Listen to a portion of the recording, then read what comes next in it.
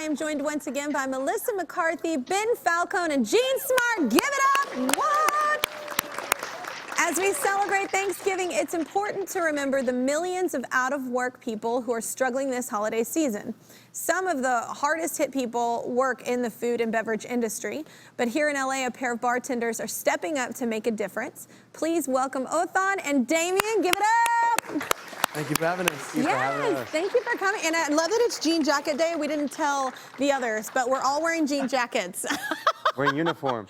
We're in uniform. We were like, you wear your jean. So Othan and Damien, meet Melissa, Ben, and Jean. Hola. Thank you for having us on with you. Hi. Hola, buenas So tardes. amazing what you're doing. Hola, good for you. All right, so tell us what y'all are doing and how this all started. Sure thing. So Ton and I, we started a 501c3, a nonprofit that helps to feed over 1,300 families right now, 7 months into the pandemic. They're talking line cooks, preps, cleaning crews, dishwashers, and so forth. They are the unsung heroes that we're trying to help sustain throughout this pandemic. But prior to the pandemic, we were doing a lot of bar work and so forth, but we wanted to step up to the plate and take care of those that have been helping to take care of us for God knows too long now. Yeah, so our nonprofit is called Know Us Without You LA, and you can donate on our website. $33 feeds a family of 4 for 1 week. Yeah, and, Wow. and these families now take into consideration the fact that they don't qualify for any type of government assistance. I'm talking about unemployment, federal stimulus, you name it, yet they are taxed on their pay stubs, right? And they get 0 of the benefits. That's wrong. Well, Melissa, Ben, and Jean, I mean, I'll start with you, Melissa and Ben. Have you guys ever worked in the restaurant industry? I feel like all of us, if you're a musician or you're an actor, you've definitely worked in the food and beverage industry. Yeah. I worked in restaurants forever, and it's like it's such a hard job, and there's a real sense of family in it. Like you get to that end of the shift, and there's it takes so many people working so hard, and it's an underappreciated, wonderful group of people for sure.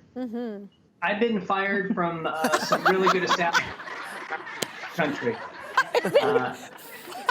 I tried, and I actually enjoyed it a lot, but I wasn't great at it because I don't think I multitasked very well. So then You didn't want to do the upselling. He felt he's so nice. He was like, I don't want to try to con people into it. So at you know, like 9 11 in the o'clock, morning, yeah. I didn't want to be like to some group of lawyers like, who'd like a Long Island iced tea with their spinach artichoke dip. I got fired from CPK. You got fired from CPK. I love you so much. Jean, did you ever wait tables or do anything? I waited tables very briefly, but my very, very first job, I was 15 and a half, and I served meals at the University of Washington Hospital in Seattle. Oh. And I looked older than 15, so most of the patients thought that I was a nurse, and they would ask me things and show me things that I was just like, okay, I'll go get a nurse. I'm sorry, I can't help it. But yeah, it was quite a learning experience. See, that's a TV show right there I'd watch. Okay. So your work goes beyond food. What else are you doing? You know, 7 months into the pandemic, we're trying to give the 1,300 families in our program as many resources as we have access to. So we have a tutoring program where we're helping, you know, all the kids are being homeschooled right now. Want to make sure that they're staying abreast of their studies and, you know, not falling behind. And God bless you from every parent on planet Earth. It's not us. We have an amazing tutor. Yeah. She's a college student, and she is doing God's work helping those kids. That's amazing. The tutoring thing is amazing. And I don't think people, especially if you don't have kids, you don't realize how this is a very taxing time on kids right now. Like being home and not having that interaction and that connection all with day long. Your peers. Yeah, it's a lot to ask of any age of kid in school Kelly, right now. Not to cut you off, but imagine your child having to go to a fast food joint, him or her sitting down in the parking lot to hop on their Wi-Fi. Free Wi-Fi, yeah. Right? To get their schooling. To be able to even To do be it. able to, exactly, to get the schoolwork. Yeah. You know, that's what we're dealing with on a daily basis. And speaking of staying at home, you know, we also have a good part of the population of our families that are higher risk for catching COVID. So they might be elderly or they have pre-existing health conditions. Yeah. So we have a dedicated group of volunteer delivery drivers. So we're loading up their cars and they're going, contactless, just dropping off at the doorstep, making sure the families get their food for the week. Wow, So they're safe. Yeah. we're trying to help it as much as we can. So we also have a community fridge that has free food outside of our office that Wow. we stock and sanitize every day after everyone visits it. And we're just trying to give back to the community that's helped us for so many years. We always say that we're happy to feed those who've been feeding us for years. Wow. That's right. We do it because we want to, not because we have to. Yeah. Humanity, we can do this. We can get back to who Agreed. our best versions of ourselves. Oh, by 2020. My next guest is also keeping people well fed this Thanksgiving. Not only that, this year he helped a family of frontline workers find a new home after a house fire. What's more remarkable is he's only 17 years old. So say hi to Steven, everybody.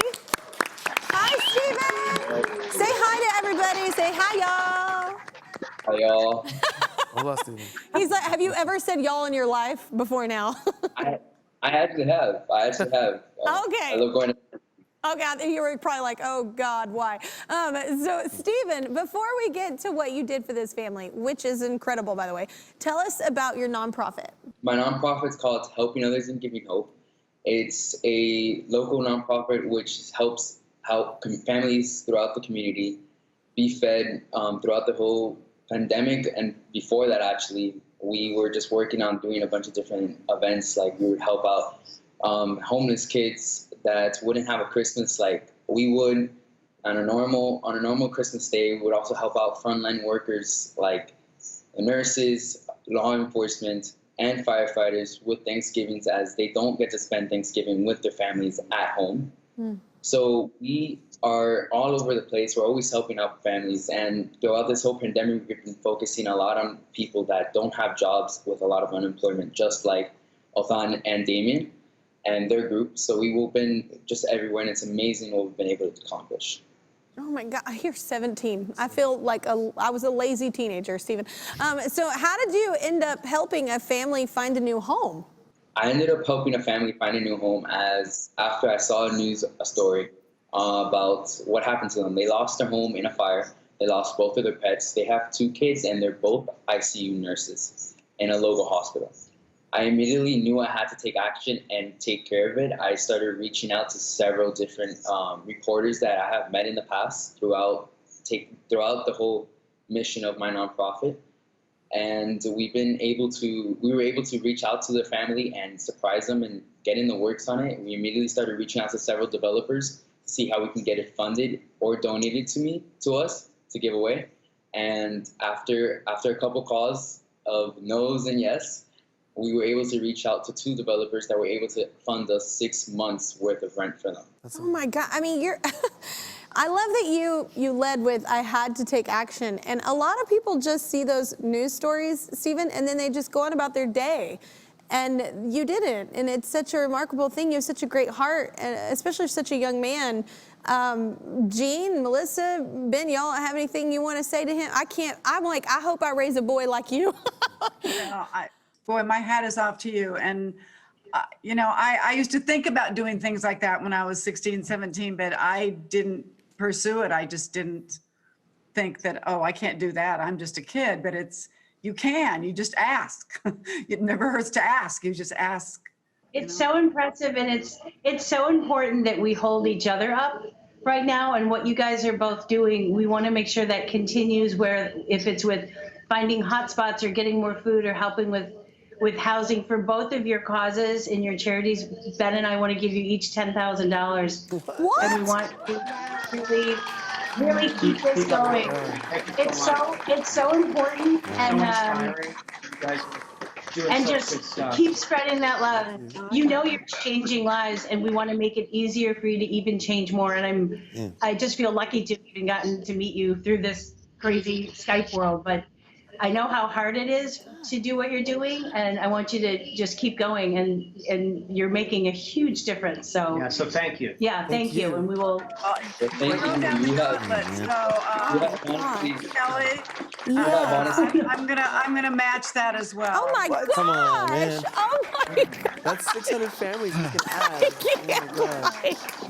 Oh my gosh, I love humans. Today's a good day. man. Humans helping Okay, humans. so we would like to help keep Melissa and Ben's 20 Days of Kindness initiative going. So we reached out to our friends at the ConAgra Brands Foundation who believe everyone deserves great food.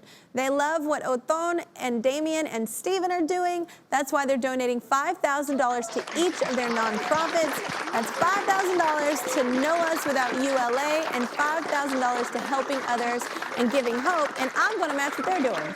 We're just going to round this out to $30K each charity. That's what's going to happen today. Yep. Thanks to our friends at ConAgra, both organizations now can reach many more people with the food they need to feed their families. So today we have raised quite a bit of money, y'all, because we believe in what y'all are doing. And here's the best part is, and why I love doing this show so much, is that people do genuinely want to help. And I know lots of people that want to help. They don't know where to put their money, what to trust, you know what I'm saying? And that's the best, this is the best vessel, like this show, and like highlighting, you know, these beautiful organizations that are really helping people. And